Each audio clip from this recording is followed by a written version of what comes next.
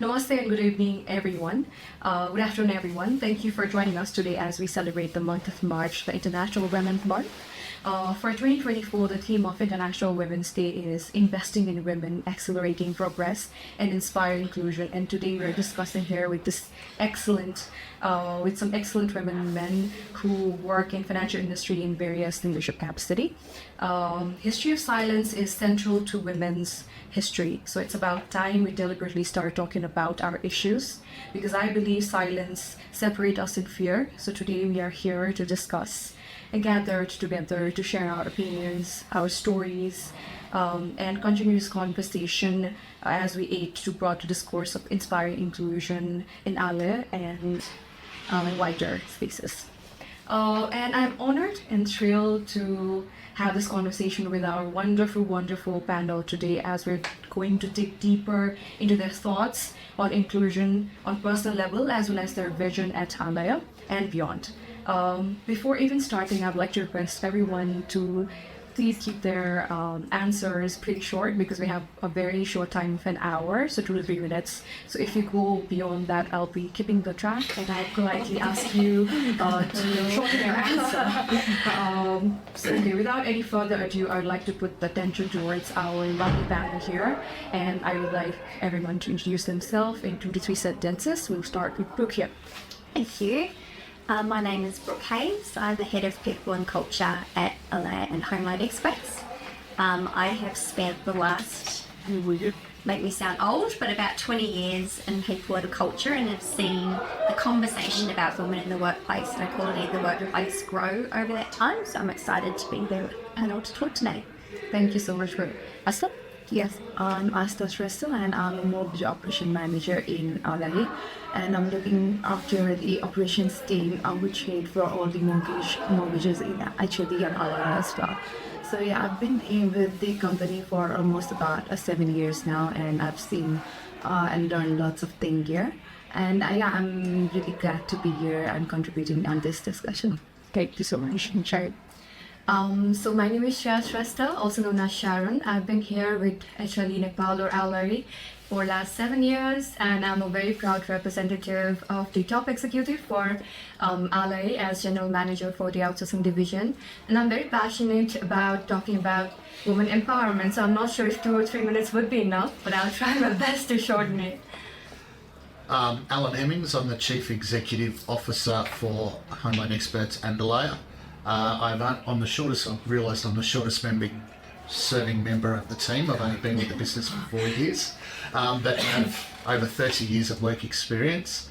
And as the father of 2 daughters, this topic is very interesting for me, because I've worked in finance for 25 years and have seen a change in finance, in the financial industry around women, and things like quotas and numbers for people in certain roles. So very excited to be part of this panel. Thank you. Thank you so much for all your introduction. I think we're going to have an amazing conversation today, and it's going to be very diverse. We're going to talk about very difficult conversation as well around women in finance and inclusivity, around care economy, around the world scenario, and how we are investing in women and through our personal endeavors as well as here at Alaya. Okay, so without any further ado, I will start asking questions. So I will direct the first question to Sharon. I really love this question. That's why I have added this for the second panel. I did this in 2022 as well. So this is a very good question for me, at least. So I think we should start with acknowledging the start line for men and women are different.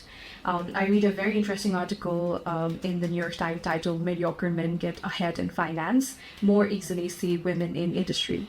So do you think are men more welcome and have traditional pathways, whereas women still have to find an initiative niche to succeed? Do you think the narrative has changed, Jill? Yeah.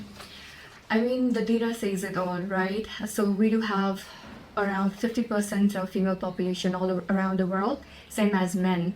But when you look at the data for female population in terms of labor workforce, then that's actually very fewer a lot less than 40% even in compared to men. And when we have to look at the data in terms of top executive, then the data representation of women is even more less. So this tells me that there is definitely the notion of men gets it much more easy, pathway to success much more easily than women is definitely true. Unfortunately, still prevalent in our society. Right. So however, I'm very optimistic that the narration is changing, the narrative is changing, and when we look at the overall setting, then I feel like the year by year, men and the people around are getting more aware around the gender diversity and the requirement of inclusivity. So people have started addressing it more openly. When I talk about Alaya, I feel very happy and confident to say that the narration of men gets it easier than women actually really doesn't exist, because I've been here since inception and I've seen how people empower women here to be out there, right? So there is no any disparity between this is men's work, this is women's work, and I've never felt that way. So I feel like it's all because of the inclusive environment that we have promoted among our people. We have a lot of policies and processes just to address the more comfortable setting for women and men to coexist together. And it's all about the supportive ecosystem, I would say. So we just need to make sure that we are continuing this tradition out here in LA, and which has the wider impact all around the people and in the country itself, so to the wider community as well. I think I'll forward this to Ellen as well, because you have worked in the financial industry for 25 years, and I do know that you've seen the multiple changes that can happen there. So is a narrative changing? Do you think, anyways, how can you change it if it is not changing? How can you piece it? It's certainly changed. When I first joined banking, in fact, my first manager when I joined banking was female. I've also worked for one of the first CEOs in Australia in banking. So I think the narrative is changing. I think what the conversation needs to be around is broader than just the work environment. I think there's a whole range of cultural issues and family issues that come into this as well, and that has a big impact on what happens in the work environment. For me, I don't care. It's the best person for the job, right? If that's female, fantastic. If it's male, I'm just as fine. I think it's the best person for the role. I actually think women are better positioned in certain roles as well because they're more empathetic, they have understanding, communication is better as well. So for me, the narrative has certainly changed. In the financial institutions in Australia, for certain roles, there were quotas, or people were required, the roles were required to be filled by females. I don't necessarily agree with it because, as I said earlier, I think best person for the role is the best person. But certainly the opportunities for women have changed dramatically. And as a father of two daughters, my daughters can have whatever job they want, right? I think that's the most important message for them. Yep. Can I add? Yes, definitely would work. Yeah. I think there was a place for quotas back when there was significant roadblocks for women to enter into those industries. So financial services in Australia has been a prime, similar to information technology, industries that have been historically male dominated. So I think quotas had a place at the time to allow for entry into those organisations and those careers. I think we've moved past that. I hope we've moved past that, where it's about meritocracy, so who was the best person for the job. But I think that at the time, quotas were necessary to ensure that women were getting the foot in the door. Yeah, that's really. But I think in terms of Nepal, it's still evolving at the moment. There is still a lot of barriers that we need to overcome. And I think Sharon also pointed out a lot of that happens, do happen. So I think moving on to another question, it's for Brooke, and the question is, according to the yearly gender gap report of 2023 World Economic Forum, it says that it will take 131 years to amend the gender gap. So while we're talking about that there are no barriers, it's still 131 years of gap, and either in Australia or Nepal, there's still at least that much of a gap. So will we ever be able to raise the next generation as equals? How does designing equality looks like? That's a scary number, right? Like 131 years. We'll be long gone by then. So from my perspective, yes, I do hope that we will get to parity in all elements that are important to people. But there will be no change if we don't make change happen. So I think equality for me is everybody having the equal access to what they need to succeed in whatever it is that they want to succeed in. I hope it doesn't take 131 years to do that. I think the challenge that's different between Australia and Nepal is that there is a few more barriers culturally here, which I'll probably ask you ladies to talk about.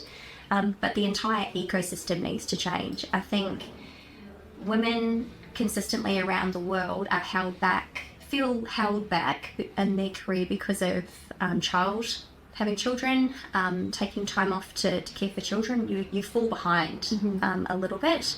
So it's actually not just a question of women trying to change things. It's the men in their lives also need to change the ecosystem around them. So that's culture, community, family structures. But I do honestly think it will be this current, the youth of today, so the current generation, that will be the change makers for their future generations. I hope it doesn't take 131 years, but I do think it will take time. Yeah, it does. It definitely will take a lot of time, because when we talk about like maybe there's a liberty of education now, but in the higher positions there are still a lot of barriers for women to raise up. If I use our organisation as an example, we had the first female MD in Nepal, right? And that was a decision made by a male owner. So I think whether it's at home, support in the workplace, where it is a male-dominated organisation, that there needs to be, it comes from the men in the senior leadership roles to allow women to be successful in those positions. What will cause that change here, I'm not sure. I think, that question talks about the differences in pay as well. As an organisation, we don't look at whether they're male or female as to what they get paid. So I think businesses need, I don't know that there would be a business that consciously does that anymore. No doubt it would have happened in the past, but now I think a lot of organisations gender when it comes to pay, it's all about performance. Whoever's performing the best gets rewarded for it. So if that's a female employee and they're outperforming their male peers, why shouldn't they be paid more? And I think that's an important change that has probably happened over the last 20 years. To Brooke's point around motherhood and things like that, there is no doubt that has a significant impact on pays. Yeah, definitely.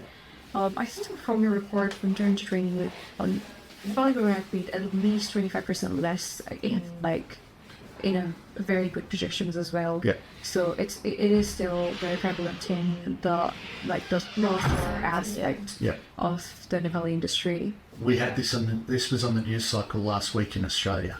So there's a 30% gap between men's pay and women's pay. You've got to think about how you talk about it though. And when you talk about parity in roles, are females earning the same as males? They should be, right? The difference is when you take about various roles within the same industry. So they talk about the airline industry. Pilots are predominantly male. The staff that service all the customers on the plane are predominantly female, and that causes the disparity. If you were to compare a female pilot to a male pilot though, the pays are the same. Right, so we've got to get that parity right. That's the really important piece. Very true. Actually, just the other day that I was reading through this research, so one of the highest paying jobs in the world is the information technology AI space, right? But a lot of people who graduates from the engineering colleges or schools, most of them are men. So it should actually start from the root level, where we are also encouraging the women to go through, maybe they can become a pilot, or they can go for, the tech spaces or as such. And it's up to our generation, I would say, where we need to bridge this gap, because that is actually causing a lot of differences in the gender pay, creating that gender pay gap. Yeah, definitely women are in the labor force, but not in high-paying labor force. And I think that is a very important conversation that needs to happen. And why? Right? Why that happening? Why is that happening? I think one of the factor here is interest as well, like difference in women's interest and men interest. Like even if we're talking about like pilot and air hostess, then women are more preferred to be air hostess than pilot, right? So I think women themselves, like interest, also makes the difference in this pay rankings. But it also is because they're raised in a certain way, or they have a certain social norms or structure that they have to follow, and they choose these kind of roles that are familiar with that, acceptable in those structures. Yeah. So moving on with another question, I think I need to ask this to Asta, because Asta is known to be a mentor and ally for so many people, and you're also nominated as a finalist for the Mentor of the Year Award 2024. So I think this is a very important question that we need to ask, not just in Alaya, but around, because we accurately lack the culture of mentorship here in Nepal, and transforming the learning and knowledge is very rarely done, most of for women, because women do not have avenues to explore or role models to look up to. So what are Alaya's plans, or what are your personal plans, and what we are already using? Okay, so yeah, it's very true that there's like lots of challenges in mentorship in Nepal, and also transferring the knowledge and learnings, right? To help this situation, Alaya and HLD like both have, I think, multiple approaches. Firstly, if we see within our company, there are like lots of female leaders, right, who are exemplary role model for their team themselves, and they have been mentoring their team members as well. Even like recently, we've also implemented the focus group discussion, where it provides a safe space for women to share their experiences and learn from each other. And this is not just a platform where they can share their experience, but this has also reinforced the women in our organization that they are not alone in their journey. Also, like as we know that we've recently united with the We United organization, which also helps in coaching these in sports for our women in this organization. I believe like this is also transforming knowledge and learnings. Besides that, we've also actively been engaging with other external organizations for women mentorship, which is like Start Foundations. And I think one thing actually and Alaya does best is it values each and every, as Alan has also mentioned, each and every employee equally, regardless of their gender. And that's where we can create more of these women leaders and women role models for all the women and even the men in our organization. Yeah, also talking in terms of like future on what we can do as Alaya and HLE is maybe we can formalize all this mentorship program and not just limiting to direct managers and team members relationship. And I believe HLE has this huge pool of talent, and we can also focus on cross-functional mentorship where a woman can be paired with other different expertise and they can maximize the knowledge.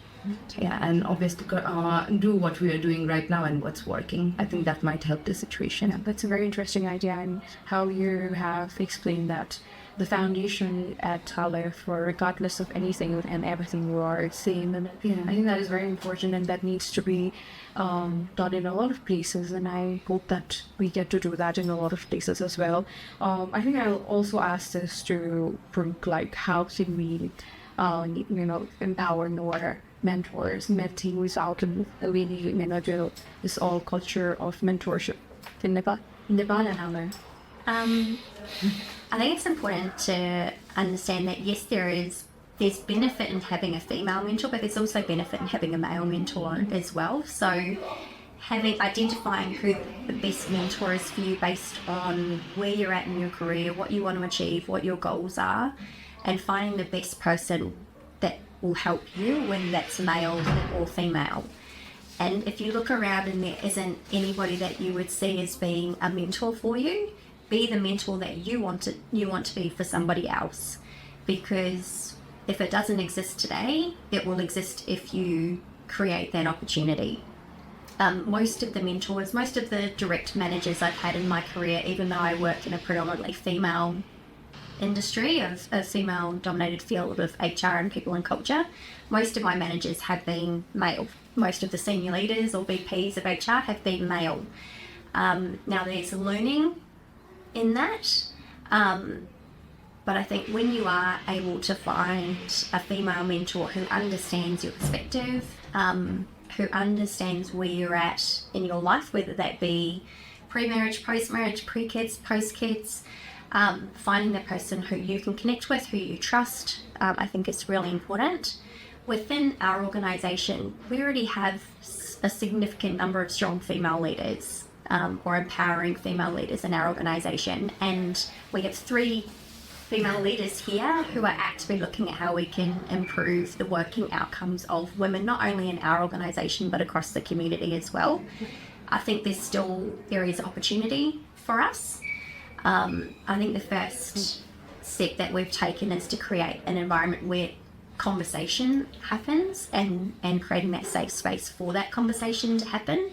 But there are endless opportunities for us in terms of not only mentoring but also how could we increase the pipeline of women wanting to get into this industry to begin with.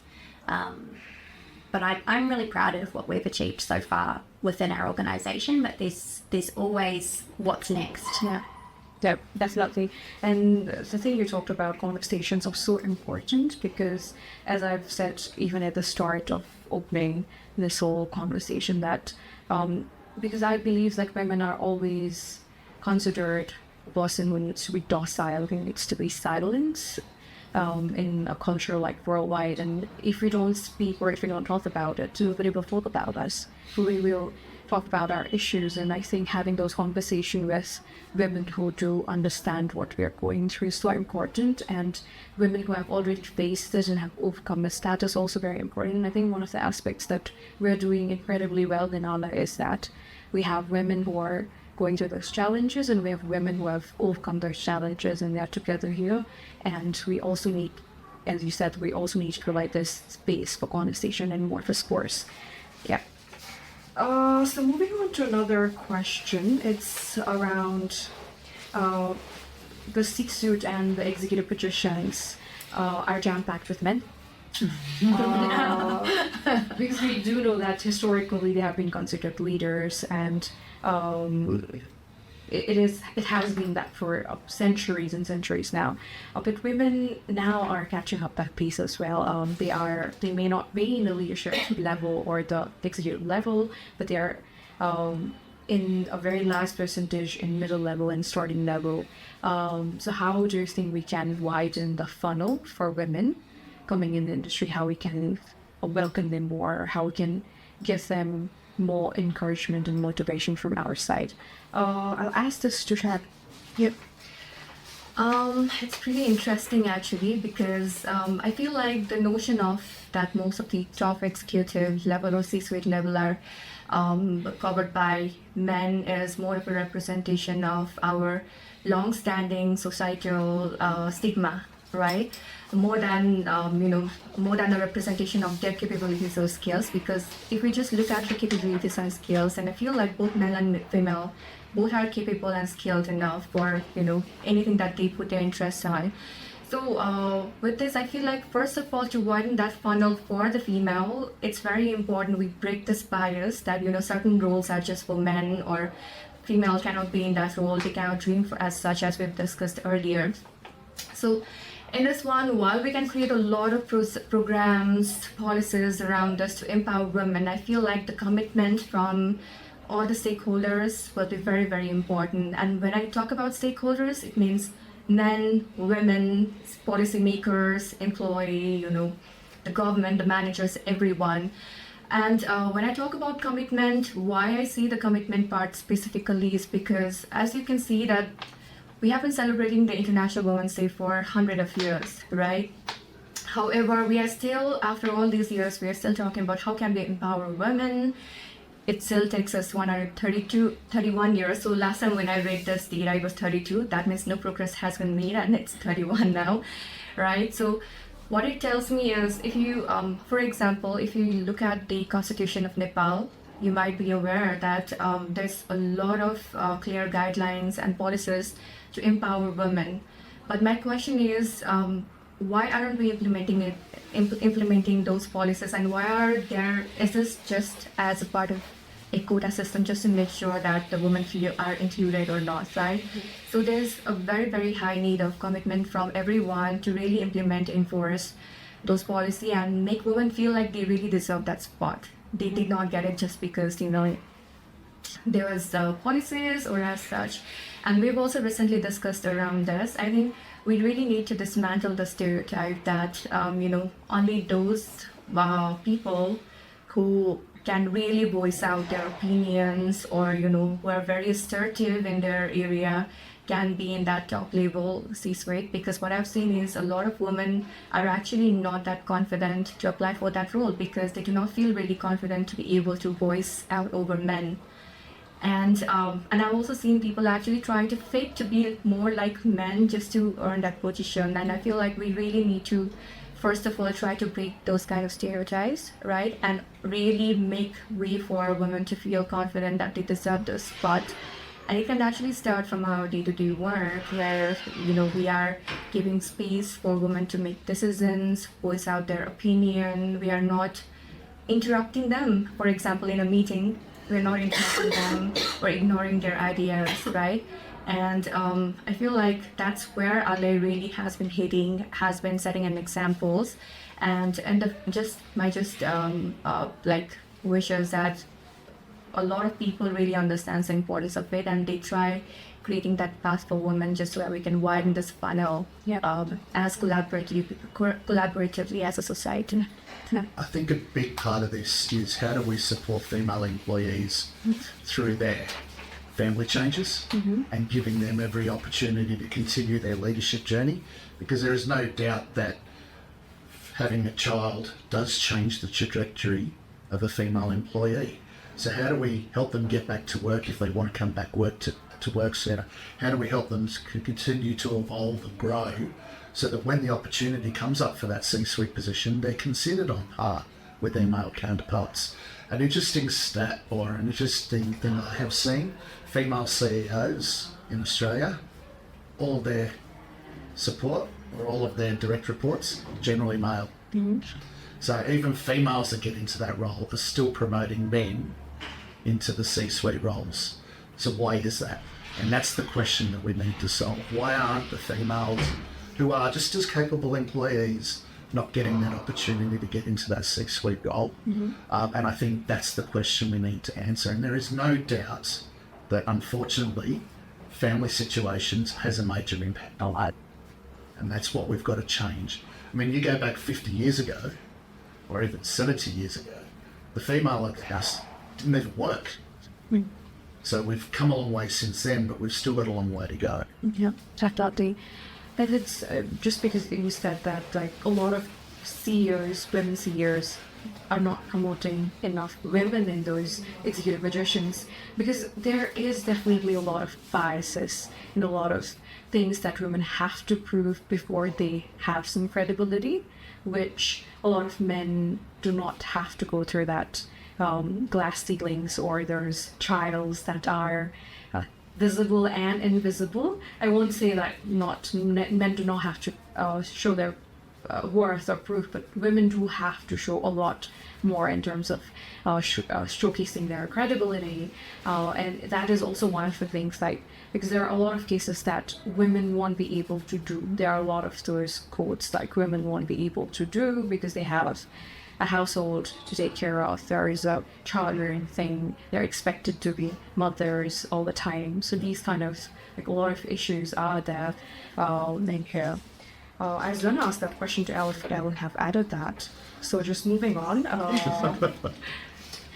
Because we were talking about women having these unrealistic expectation. I would say we're considered superwomen that I don't want to be. So in Nepal's context, like, women are supposed to be more liberal at this point of view. But as a young woman, I see that the set liberation, we are given much more responsibility. We are given the responsibility of studying, working outside, working household chore, childbearing, child rearing.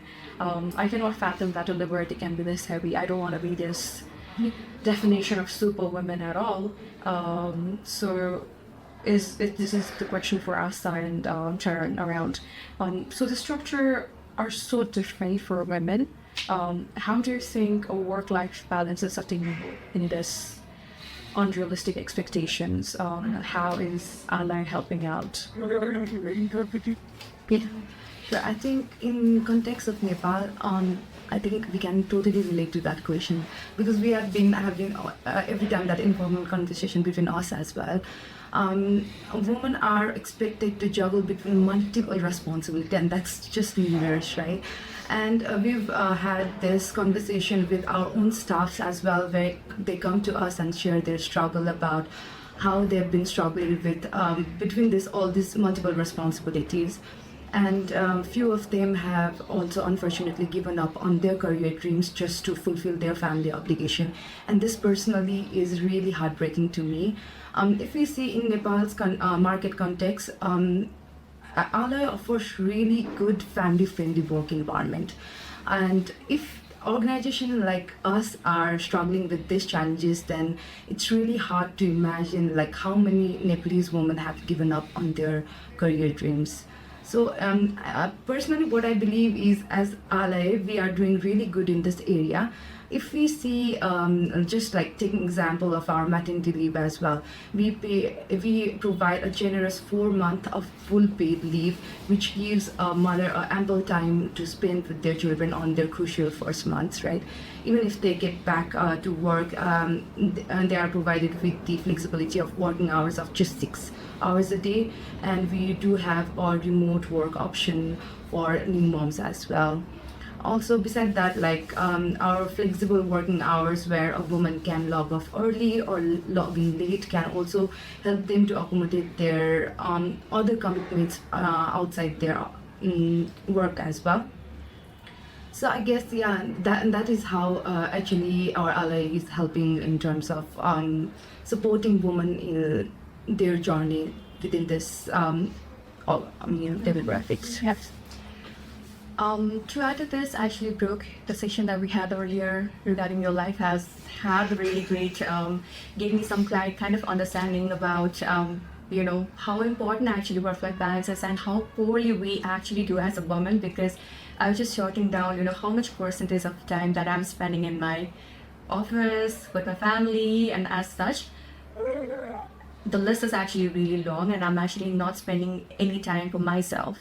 I would say when we talk about the work-life balance, it's not about how you're balancing to give the time to others, right? It's more to do with how are you also getting that mental peace for yourself, because that, rejuvenating that energy is very, very important for anyone. And I feel like, unfortunately, a lot of women do not get that, and that is one of the reason why, as Asta has mentioned, a lot of women are either dropping out of their colleges early in their stage, which definitely impacts in their career. And again, as we go on the conversation around having less representation of women in the labor workforce, as well as if they are well educated, then in Nepal especially, there's like a societal pressure of having kids, getting married. I should have said getting married first and then having kids. But all this pressure, it just gets piled up time and again, and it's like there's no any time for yourself. And that is one of the reasons why, a woman do not even dare to have a very challenging work or, so yes, as mentioned, Alaya has actually been, I would say, pioneering a lot of things, having the extended maternity leave, even the flexibility in hours after they come back from the maternity leave. There's a lot of things, but I would say one thing that is very, very important that we should be promoting more of in our company, and that we'll be doing more, is creating that ecosystem of the support from men. I would say that will be very, very important because, for example, let's say like if I come to the work, if it was not for my manager who is a man, right? Supporting me in my career, then because I'm doing my master's as well, and there's a lot of auto clubs and organization that I'm a part of, I definitely would have broken down and would have had to make a choice of, removing one of that. But now it's been really good for me to balance all those things because of the support that I've received from people around me, from my manager, from my direct reports, right?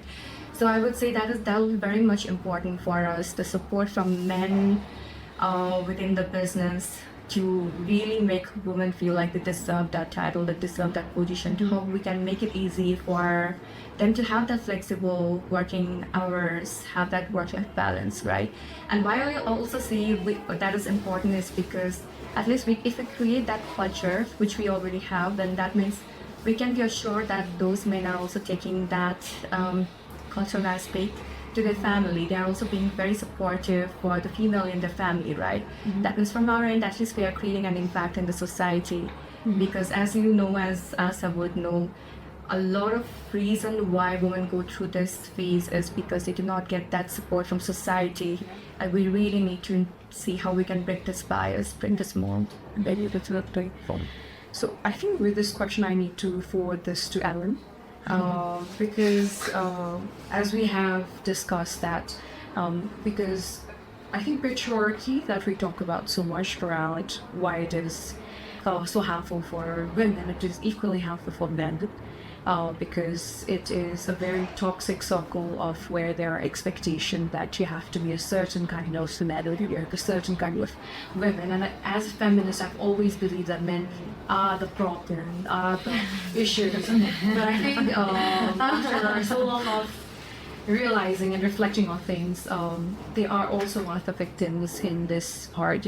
They are also a part of the problem, they are also a victim, and they are also one of our important aspect of the society that can help us get through this. So how do you think men can become allies and partake to uplift the gender equality movement? It's interesting because I've just listened to the last question, and I think you talk about women being super women. That's the same worldwide. It's not just here in Nepal. The difference is, I think, that things have progressed a bit further around the world. So, Brooke would tell you, she works hard at home, at work. She works hard, just as hard at home, right? That's the same worldwide. And part of that goes back to what I was talking about 50 or 60 years ago, where the female was the homemaker and the home carer and all of that responsibility. That responsibility over time hasn't changed, but then we've added work on top of it. Right? So as a male in this environment, part of what our responsibility is to be able to have open conversation with our wives or partners around what support do you need from me at home? Again, my wife still does most of the household stuff as well, right? But if she wants me to do something, or I can see something needs doing, I'll step in and help. That's changed over time. Whereas 50 or 60 years ago, the male in the relationship would have just come home, kicked his shoes off and sat back in your chair.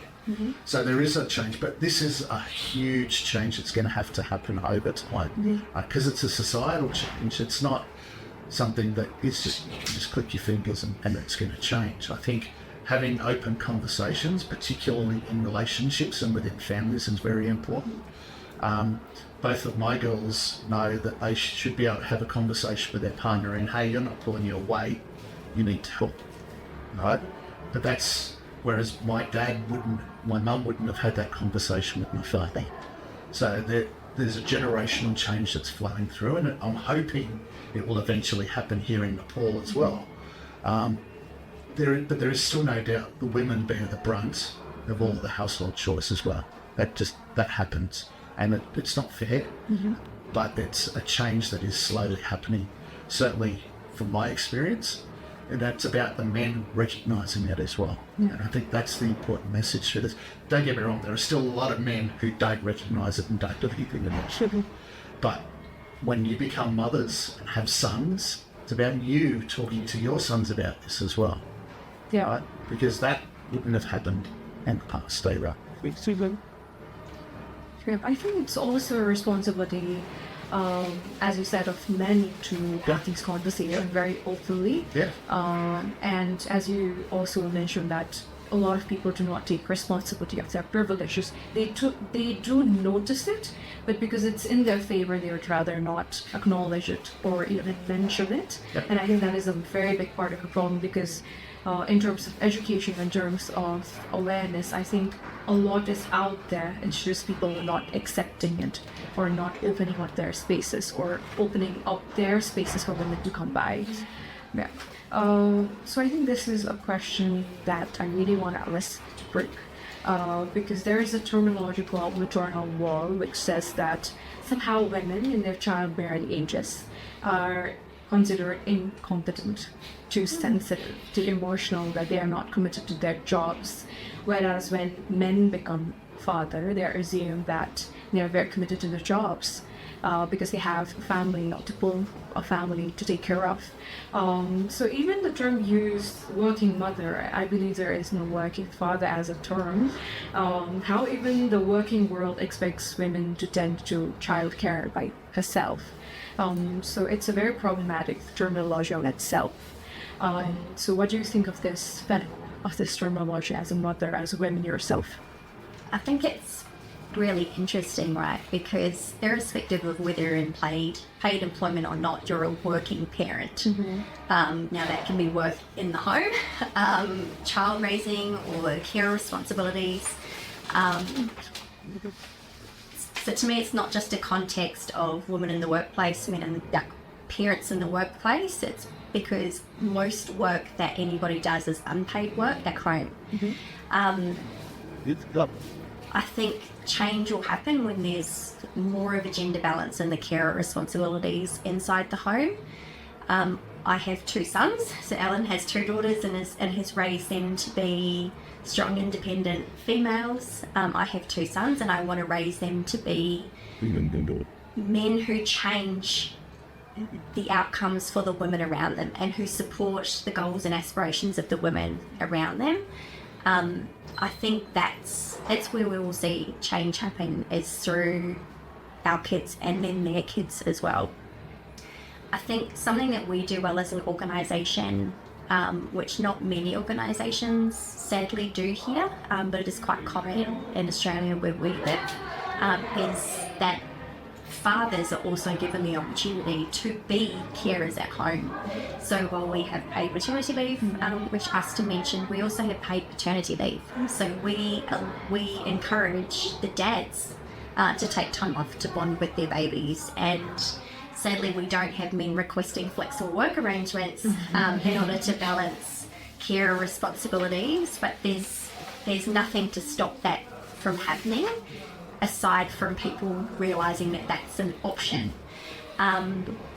So when you mentioned about working mothers, a lot of my identity changed when I became a mum, and there's a lot of pressure to be a great mum and a great whatever role you do in the workplace, and that's a self view, like you're judging yourself on that. So having support from the people around you, male and female, to whether that be time off to spend with your kids, whether that be support within the home so that you can go to work, that's a male and female responsibility. I think males have the responsibility of asking the question if the women in their life are not the ones raising it themselves. But to your point earlier in patriarchy and privilege, if it's in your favour, you're less likely to raise the question. So we are our own change makers as women, and if we want change, we need to be speaking up about it. I acknowledge the cultural difference between Australia and Nepal, and the expectations of daughters-in-law and mothers here is different to what I experience. But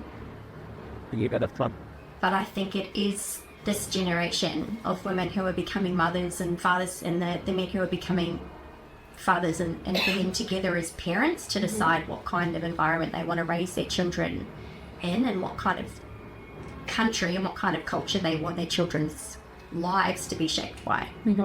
Definitely. Because you said that a mother have a very definite character of how she should be, child rearing, how it should be her first priority for something like your child must be your first priority. But for men, it's more about providing for the family. For family is the biggest statement that they have to go through, and that is problematic.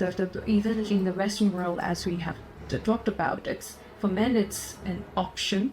For women, it is not even a choice. They have to do it. It's one of the very strong statement that is out there. So I think that needs to be changed, and men needs to take responsibility for it. Otherwise, it is never going to be the equal design that we're talking about, the design of equality that we're talking about.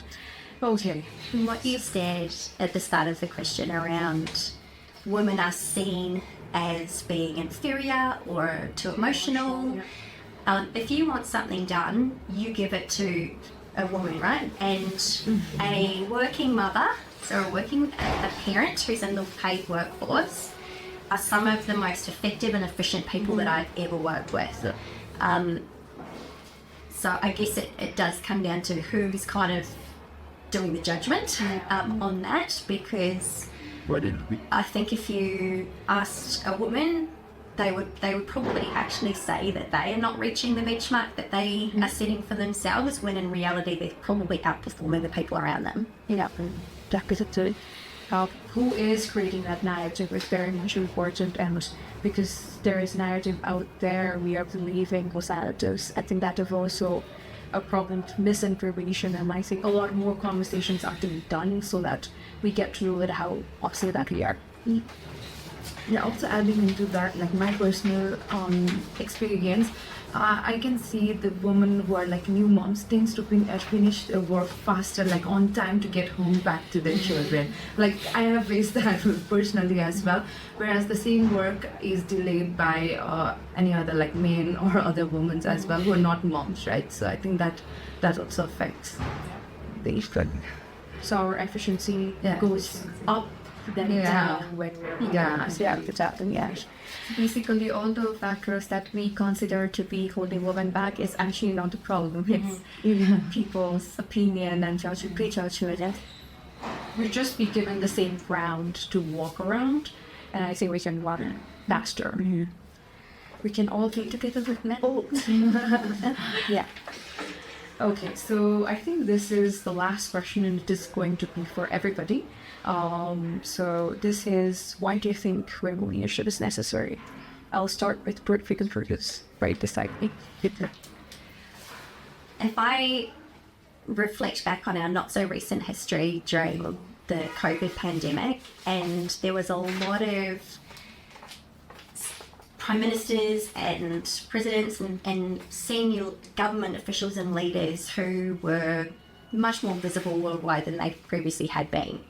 If you look at, I'm from New Zealand, so I'm going to use my New Zealand example. Jacinda Ardern, who was the Prime Minister of New Zealand, was in the most senior position within that country, and she brought empathy and emotional intelligence and amazing communication skills to her role that worldwide was recognised and valued. I think women can be in leadership roles or not leadership roles. It's entirely up to that woman to decide what she wants. Not every person, whether you're male or female, wants to be a leader, but I think creating the opportunity for access, creating the opportunity for development pathways for the best person for the job. And I think we do that really well here, but I know that that's not the case in every organisation in Nepal, where decision makers might be male and have more old school views of what a woman's role is in the workplace.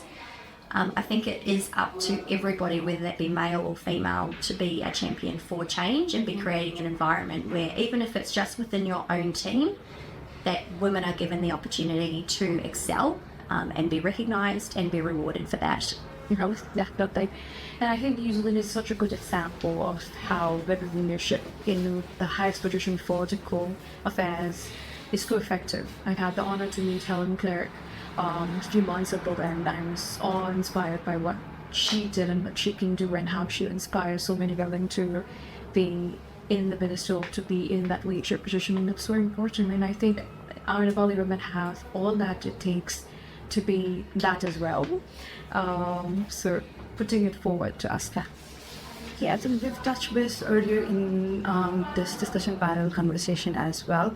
Just to address, in my view, just to address the gender gap and promoting a woman into a leadership position does not sound right to me, right? There should be a proper skill assessment, and women should be deserving for that leadership role as well. But like before coming to this discussion panel, I've also had a few research on my end as well, and a few studies also shows that companies who have like higher representation of women in leadership tend to perform better, and this is because, like Rita also mentioned, because they have like high empathy and resilience skills, which is key to leadership. So if it's like a win-win situation and for both the company and the woman demographic as well, then I think, yeah, it's good to have women in leadership positions. Yeah, right. I think they've summarized it pretty well on why we need women leadership, right? But to add on to the points, I mean, as previously mentioned, even after hundreds of years, we're still having a conversation around the women empowerment. That means the speed of the empowerment has been in a very slower pace. We are progressing, but not in a rapid pace, right? And the reason for that one is because of less women representation in leadership, in terms of policy making, setting the tone, setting an example. So just to make sure that we are able to catch up with men in terms of creating a better place for the organizations, in the world, we really need women representatives. So, if we can have more women leadership roles in the company, globally, then as they have rightly mentioned, we can only benefit from the inclusivity of more women in the leadership. So for that part, I feel like we should definitely have more women leadership. For me, it's about recognising the skill sets between men and women. So empathy, multitasking is another one. Females are a lot better at multitasking than men are. It's proven we have to focus on one thing. So for me, it's about having that right person in the right role, and recognising that an all-male leadership team is not the best for the organisation. Conversely, having an all-female leadership team may not be the best thing as well. So having that diversity, but making sure everyone has the opportunity is the biggest piece. And what does that mean for the females in the workforce is probably the question that isn't being answered yet. What I would say is we've had International Women's Day for, I think it's 180 years or something, I read. The rate of change, particularly in the Western world over the last 20 years, has probably been faster than it was in the previous 160. So I've seen more change in work environments and empowering women. There's still a long way to go.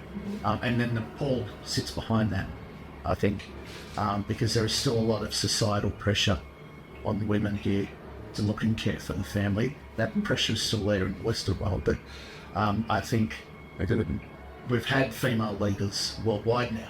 Had them in Australia, New Zealand. The UK had the first probably female Prime Minister 40 years ago, Margaret Thatcher. India's had a female leader. So we're starting to see that more and more happen worldwide.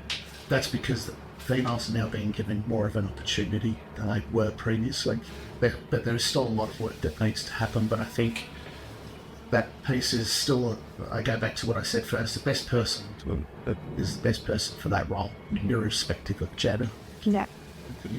I think we also need to point out that even among women there's intersectionality, and there is layers and layers of what women get to be in certain position because of their privilege and because of their background that they have, and I think we should address that as well whenever we do it. And I think as an employer, as Alaya, as actually an employer, I think we promote that diversity, that we're accepting everyone despite any of those layers. It's just part of us that we want everybody with a certain set of skills, certain